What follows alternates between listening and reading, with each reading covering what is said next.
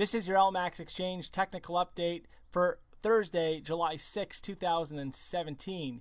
Euro dollar. So the euro has recently stalled out off 2017 highs with the market coming up, but just shy of some critical longer-term resistance in the 115 to 117 area. The market stalled just shy of a falling trend line off the 2015 peak up above 117, and also again failed to break into this 115 to 117 range resistance that we've seen going back to 2015. And so the question remains if the market still has another push higher, which very well could be the case, before ultimately rolling over in adherence to this longer-term range. It would take a break back below 111.10 now to suggest that the market is actually topping out and taking the pressure off the downside and putting the focus off the top side and putting the focus back on the downside. So again, the key takeaway into Thursday is that although the euro has pulled back and although we could see the market start to roll over, it would be premature at this point to think that that's going to happen while we still remain above 111.10,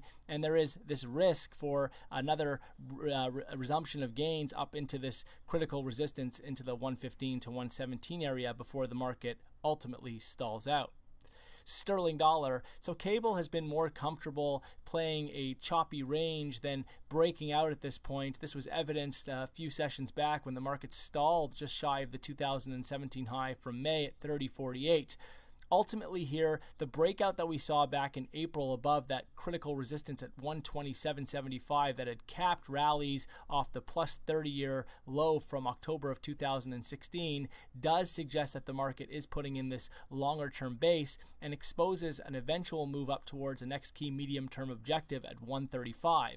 But in the interim, we could see the market consolidate after breaking out above 127.75, roughly in the 125 to 130 area before it actually is ready to break out towards 135. Only a break back below 123.60, that's a low going back to the 10th of April, would compromise an overall constructive outlook for sterling dollar. And so dips now are viewed as buying opportunities, but again, this market could be chopping around for a little bit more before it decides to break higher towards that 135 medium term objective. Dollar yen. So dollar yen has rallied up over the past several sessions, but again with this market, while it has been very well bid, overall when you look at the chart, it doesn't show an exceptionally bullish chart, and if the market continues to hold above 114.37, there is risk for another topside failure and the market to roll over back towards a retest of the 2017 low just shy of 108. A break above 114.37 would therefore be required to force a significant shift or a more significant shift in the structure and suggest that the market is looking to break out to the top side. Euro Swiss. So Euro Swiss continues to rally up towards 110, but also continues to stall out ahead of 110. And so while it holds below 110, there's risk for an additional topside failure and the market to roll over back down towards that meaningful medium-term support in the 106 area from earlier this year. It would, however, take a break back below some support around the 108.30 area to strengthen this outlook and accelerate declines.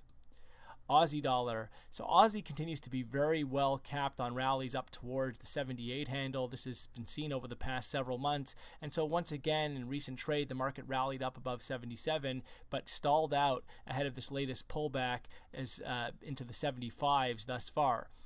Additional setbacks are expected given the topside failure that we've seen, and this could take the market all the way back down towards some recent multi-day lows that were seen in May in the 73.30 area. Only here above 78 would give reason for a reconsideration of what is a more bearish bias for Aussie dollar.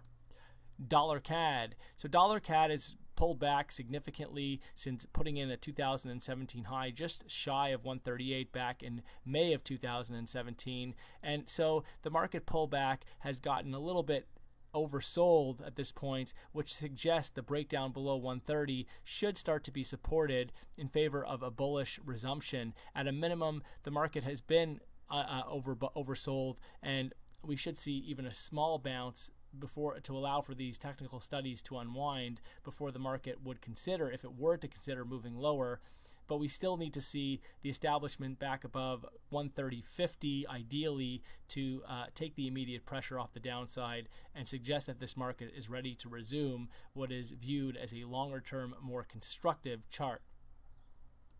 Kiwi dollar. So the New Zealand dollar continues to be very well capped into its rallies up towards the 74 to 75 area, this over the past several months, and so this latest rally up above 73 is expected to stall out again ahead of the next major downside extension back towards a retest of the 2017 low at 68.20 or in 68.20 area. Only a close back above 75 here would compromise what is viewed as a more bearish outlook for Kiwi dollar. SPX 500. The S&P 500 continues to consolidate off recent record highs, and while the market holds above 2400, there's risk for a fresh record run towards a measured move extension, which comes in at 2480. This follows a consolidation earlier this year of 80 points between 2400 and 2320. So again, only back below 2400 would take the immediate pressure off the top side. Gold. So gold has been trying to put in higher lows and higher highs successfully actually over the past several months since 2016, since basing out in 2016. And so this latest setback is once again viewed as corrective ahead of what could be a resumption of gains back towards a retest and break of the 2017 high at 1296. However, to strengthen or embolden this constructive outlook, right now the market would need to get all the way back above the 1259 area to do the trick there. Ultimately, a close back below 1214 on the other side would delay or compromise this constructive outlook for gold.